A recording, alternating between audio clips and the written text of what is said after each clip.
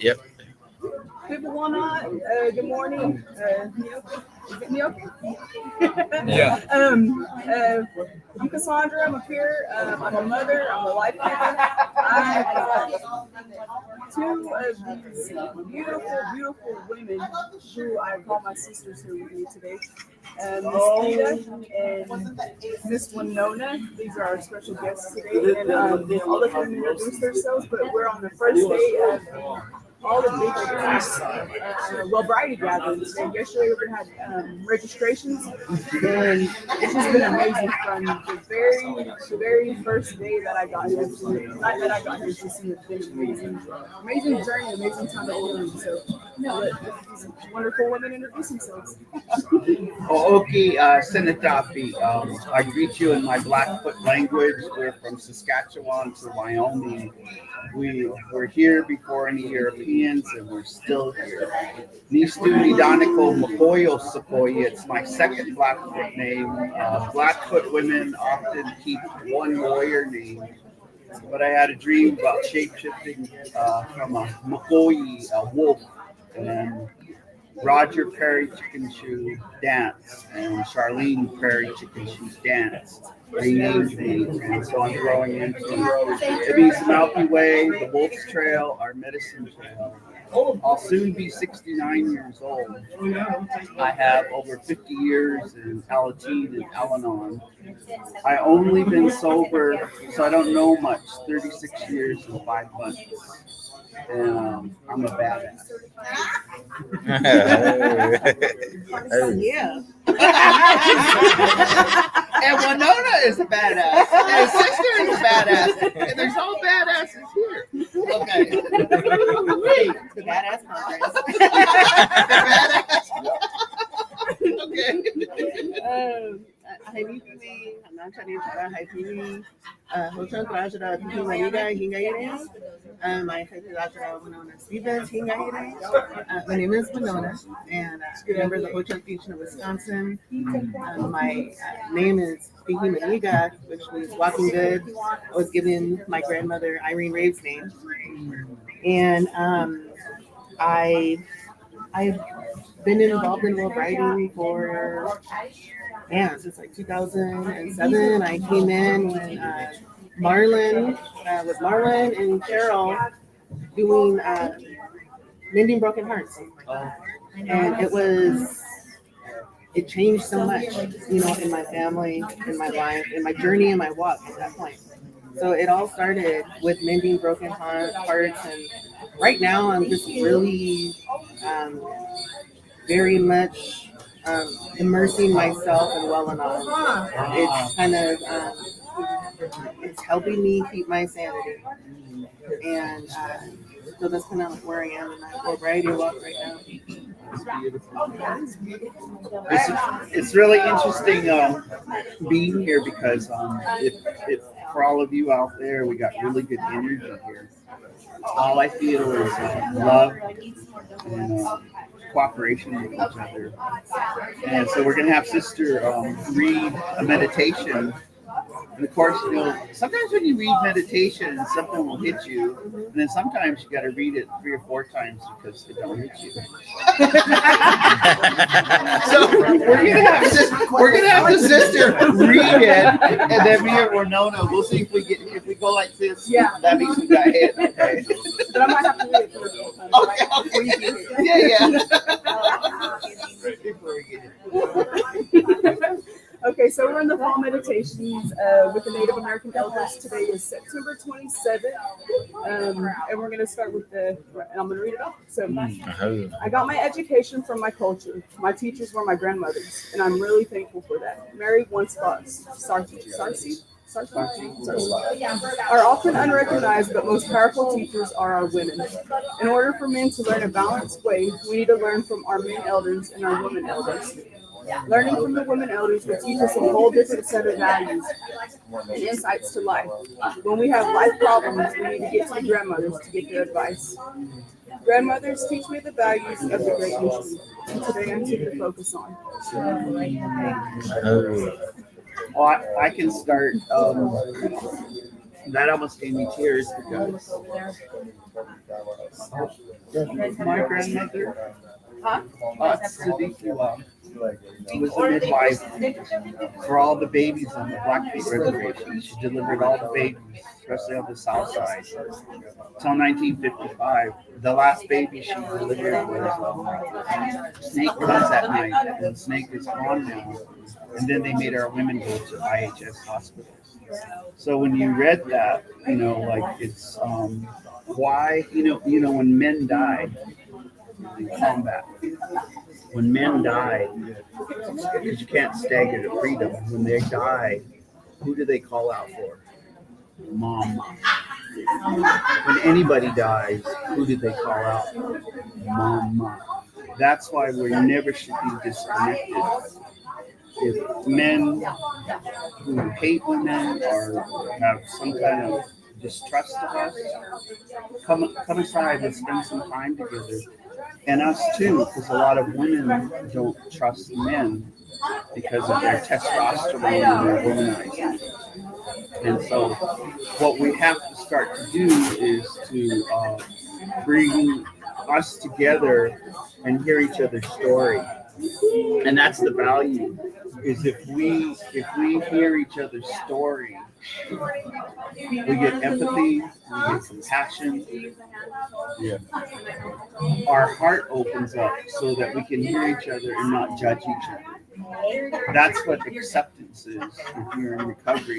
When you can accept your brother, your son, all your exes, even if there's 4 or 5, that's normal in addiction because we trauma bond. That's normal. And forgiveness, lateral forgiveness, and accept it. But now that you know this, act better, do better, be better. Now that you know this, act with kindness, which is a value. Act with help others. Tell your story. Just don't let someone suffer. Your story might be someone else's survival manual.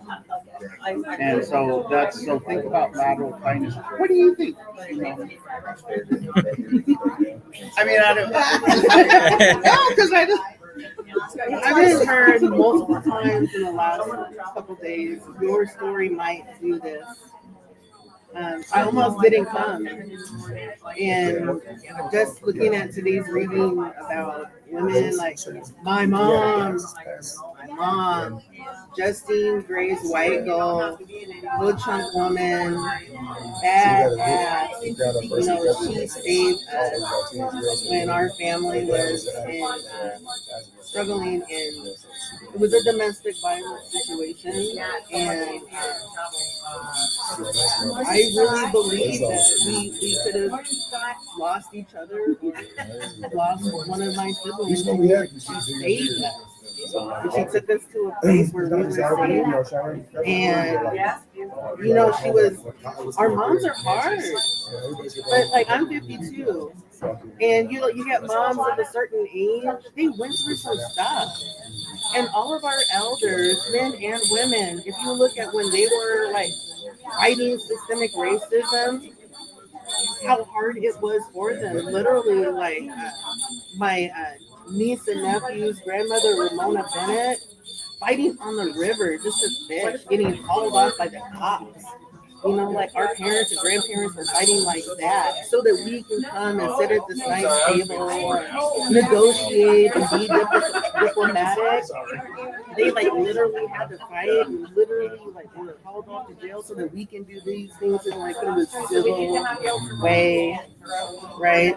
So, my mom was a fighter like that, and she pushed us. She pushed us, and I think a lot of the times when people look at how our moms were and they judge them by today's, how you look at parenting, like, oh, you were abused, and oh, you were, that was wrong. You were, you should have, had your parents' vacation, but it was survival. A lot of us were in survival mode, and our moms were in survival mode. And so my mom made sure that she gave us what we needed to know just to survive. Yeah. And then she passed before the pandemic even. But thank you. She passed on Memorial Day in 2019. And see, that's like my mom. She's like, if I'm going, it's gonna be on Memorial Day. Everybody is gonna recognize. And she probably said, I want to do a pandemic.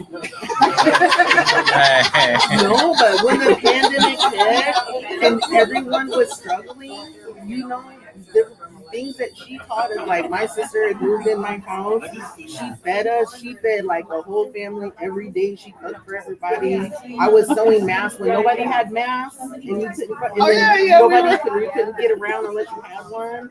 And then using the skills that she taught me how to do that. You know, my brothers were like, my house was packed. It was packed, wasn't it? It was packed. But, you know, we did it the way she would have wanted us to. You know, we used everything that she gave us. And my grandmother, Mary Catherine Person, Berry from Olathe, Kansas, she's the grandma that I want to be. I don't feel like I'm there yet. I remember just like wrapping my arms around her and holding her, and that feeling, that warmth, that love, and she was my safe space when I was a kid. And I was, some folks said I would do prison work. And I remember I was in one of my prison groups, and, the guys, they kind of know, everyone knows everyone's family. So everyone knows all the business. All the business. They know all the business. And so they were like, well, not anything bad about your family, but like, what happened with you and then everyone else? And I was like, but the difference was that I had the most time with my grandmother. And so I had the most time to have teachings from her. The things that she taught me helped to make me resilient and to strengthen me. And my siblings weren't fortunate enough to have that. So Are our you the oldest grandmothers, I am. I'm the oldest cousin. I'm the oldest female now on my mom's side of the family. And My I nanny think Joyce Funmaker passed away. That's important because Yeah, this meditation is about kinship. yeah. And sisters is, and I didn't mean to cut you off. Oh, no. You. I think that this meditation is about family of choice and blood family, but it's kinship. It's like the kinship here is we all want to be clean and sober. We want to all not gamble, not smoke, not womanize, not manize. We're not there yet because look at this, they're all just snagging on each other. I'm wearing my black bracelet that says snag. Are you really? Did I hear snagging? But we heal with laughing, and that's one of the things that, like, oldest child. Look at you, oldest. Yeah. We're recovering because we're bossy, we're controlling. And so, like, our biggest thing is to not try to control anybody, right? Because we had to change the diapers, we had to cook the meals, we had to do all the things because sometimes, like for me, in my story, my dad was disenfranchised. He couldn't speak English when they put him in boarding school. My dad was a cowboy. My dad was a hunter. My dad spoke a higher language. My dad grew up without cash as an economy. So he would sing hunting songs to go on stage and always had good luck. So when his addiction kicked in, that as old as children, we see our world topple. So we try to keep the house up, we try to keep the food up, we try to make the kids do the homework, we try to put them to bed, make them get up and go to school. We try to keep the routine, but I bet you I was doing it when I was 6 years old, changing diapers. You probably doing it when you're 7 years old. Oh, you changed? That's my little brother. Oh, yeah, that little brother over there. Yeah. But I just wanted to say something about Maroons are Black Indians, eh? Why do? Because it's important, because the genocide of slavery, eh? And then they were genociding us. So our spirits and our ancestors came together to save us. And some of that resulted in having half African American and half Native. And that combination is magic. America has taught you that just like, with our election, and I won't do politics, they're trying to say anyone darker than a paper bag is not good. And if you can pass for white or lighter than a paper bag, you have a different history. So is it harder for someone than darker than a paper bag to get sober? Yes, because everything is set up to stereotype you and to put you down and to lock you up. So so we're at a point where we got to throw that yoke off. Throw the yoke off and embrace all of our children, all of our grandchildren. And I don't care if they're enrolled or not. If you're in enrollment, you've got an expiration date. We have to embrace all of our children. And we have to, it takes a village to raise a child. It's not just your response, us oldest children, because we're tired. We're tired. We're just here to heal. This is the first year of my life. I'm not taking care of anybody. I lost my dog of 16 and a half years. I have relationship with animals, with trees, with water, with land, because I was the oldest child. We took care of everything, like women, like men now. All the fathers here. There's a lot of fathers here, and I'm proud of them. They're stepping up. Native Dads Network is here. NWI is here. We're the men are stepping up, and I want to congratulate all the men here because you make me feel safe as a woman. Don't you feel safe with these men? I mean, you better make us safe. Because we will beat you down. No, we'll love you. We'll love you. And, this meditation is a really good thing for us to sit together today and just be with each other this 24 hours. And that's how simple it is. Just this 24 hours and then sleep good, So anything else you want to ask us, or how long we got to do this? I got to do the opening. I just want to thank you, ladies, for sharing the wisdom of this and your healing. There's a lot of strength in it. I was disconnected from my mother for a long time, and I'm slowly working on getting that relationship back. And it's just one day at a time, just like Mr. Briety, just one day at a time, one moment at a time, just a high here, a high there. So I love Well-Briety, and I love the teachings that it's bringing me back to my culture. It's bringing me back to finding out who I am and whose I am. And I know that being here just in the last couple of days, I've had so much healing going on in my own spirit. And I know that once I probably won't get there, in my lifetime, but, I know that it's going to make a difference in my own home. I know it's going to make a difference in my children. And so that's why I keep coming back. That's why I keep applying these values, these laws, these principles to my life. Mm-hmm. And so I thank you all, because you're the mother figures and the grandmother figures that I need in my life. Mm-hmm. And every single body that Creator has put into my path, I appreciate it so much. Thank you. We're just, this is the unity, and this is all we need is for our addictions. We don't go back if we got this. Plus, call each other out. Call each other out when you misbehaving. When you look like you're building up to drink. Bud, go and sit with your friend and just be there. And sometimes shut up and listen. You got 2 ears and 1 mouth. Just listen to where they are, be with them, and then share some of your story. Well, thank you. Thank you. Wow. I will tell them. Thank you all for joining in. Doing? These are my sisters, my grandmothers. They mean the world to me. They mean the world to me, and I just pray and hope that you guys got something out of this. Kitake te matsu, no? Ready!